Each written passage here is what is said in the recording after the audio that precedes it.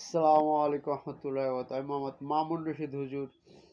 সকালে দোয়া বা সারাদিন ভালো কাটার জন্য, রুজি রোজগারের জন্য অফুরন্ত রহমত, রুজি রোজগার বরকতের জন্য আর কি, যেটা দ্বিতীয় আমল। আরেকটা আমল আছে, মনে করেন যে আপনার তাহাজ্জুদের সময় উঠা। তাহাজ্জুদের সময় হলো রাত 12টার পরে সুবহ সাদিকের সময় শেষ হওয়ার আগ পর্যন্ত। যেমন 2:30, 3টা, 3:30, 4:45 বা ফজর আজান আজান সময় হয়ে যায়, আজানের আগে আগে আজানের আগে তাহাজ্জুদের সময় থাকে। ওই সময় যদি আপনি মনে করেন যে আল্লাহর কাছে নামাজ পড়া ভালো করে অজু করে, মনে করেন যে অজু ইস্তেঞ্জা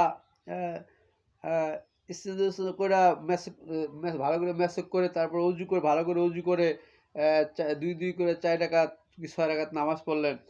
নামাজ পড়ে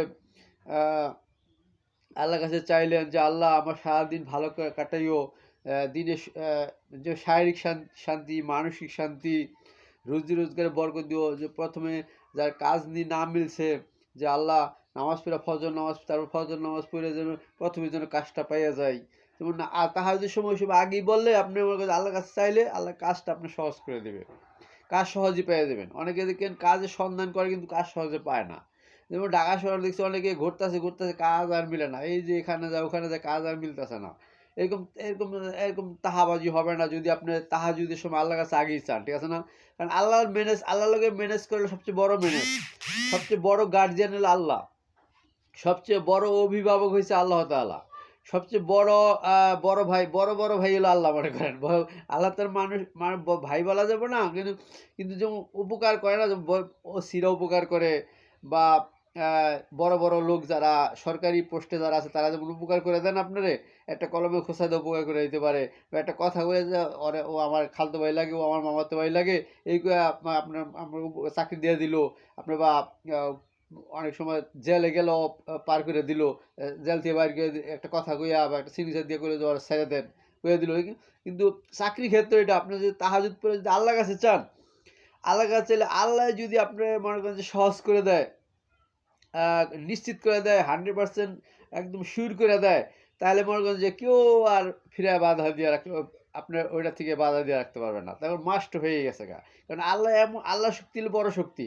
আল্লাহ করে দিলে ওটা আপনার ওটা মাস্ট হয়ে যাবে, শিওর হয়ে যাবে ইনশাল্লাহ। এই জন্য তাহাজুদ পড়বে সবাই, নিয়মিত তাহাজুদ নামাজ পড়বেন। সবচেয়ে বুজুর্গরা, সবচেয়ে বড় বড় বুজুর্গরা তাহাজুদ নিয়মিত পড়তেন। এই জন্য রাসূলুল্লাহকে নিয়মিত তাহাজুদ পড়তেন।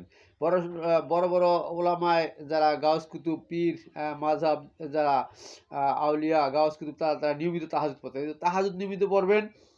শীতের দিনে একটু কষ্ট হবে, শীতের দিনে একটু কষ্ট হবে, কিন্তু তারপরে কষ্ট করে হলেও তাহাজ্জুদটা নিয়মিত পড়লে আপনার মনে হয় যে কারো যারা যারা এখন ইনকাম ব্যবস্থা ভালো হয় না, তাও ইনকামটা শিওর হয়ে গেল। তারপর সারাদিন ভালো কাটো, সারাদিন ভালো কাটাও তো দরকার। দেখেন অনেকে আছে দিন যায় রাত যায়, কিন্তু দিনে রাত্রে কোনো পৃথিবীতে বসবাস করতে কিন্তু কোনো শান্তি পায় না। তাদের জীবনে কিন্তু বিষয়টা দাম নাই। কিন্তু দেখেন আচ্ছা, যারা দিনে রাত্রে সবসময় সময় কাটতেছে আর শান্তিতে কাটতেছে, তাদের ভালো লাগে না? আলহামদুলিল্লাহ লাগতেছে না? দেখেন তাদের সময়টা ভালো লাগতেছে না? এই জন্য সকাল বিকাল, দুপুর সন্ধ্যা, সকাল সন্ধ্যা রাত্র, ঘুমে মজা, নামাজে মজা, প্রতি সময়ে খাওয়ায় মজা, প্রতি সময় মুহূর্তে মজা পাওয়া তো একটা আল্লাহর কাছে চাইতে হবে, আল্লাহর কাছে চাইতে হবে না? এই জন্য তাহাজ্জুদ তুমি তো পড়বেন, ঠিক আছে না? আল্লাহ হাফেজ। আসসালামু আলাইকুম রহমতুল্লাহ।